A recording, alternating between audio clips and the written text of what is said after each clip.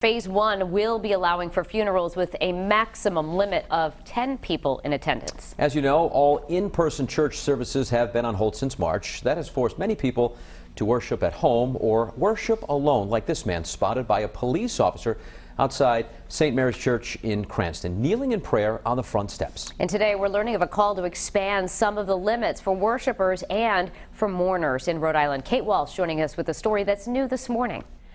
Well, it really hit home for many Christians when they had to watch Easter Mass, the holiest day of the religious calendar year, from home on their televisions. But perhaps even harder than that for all faiths is not being able to attend funerals of loved ones. And that's what prompted Father Marcel Taillon of St. Thomas More Parish in Narragansett to urge Governor Raimondo to consider churches essential.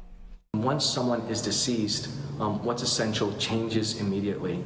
What becomes essential is God, is clergy, funeral directors, and the loved ones' family members that now have already been through this critical, difficult thing of not being able to be with their loved ones. But once the person's passed and deceased, now the family members need what's essential to them. In that post on Facebook, Father Taillon said he's had 5 funerals this past week, and with a limit of 5 or fewer people right now, it's impossible for families to decide who can attend. Governor Raimondo announced just yesterday she'd slightly expand that limit.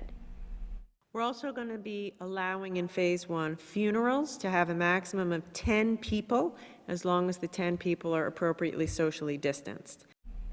And at least 260 religious leaders across Massachusetts signed a letter to Governor Baker asking to be part of the reopening advisory board for the Commonwealth, saying in part, quote, "When the phased reopening of our Commonwealth begins, the reopening of our churches must be in the first phase. It is upsetting that, unlike roughly half the states across our nation, churches in Massachusetts were not deemed essential at the outset, but this must come to an end."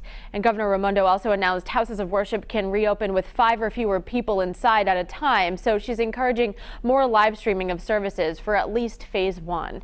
Live in the studio, I'm Kate Walsh, Eyewitness News.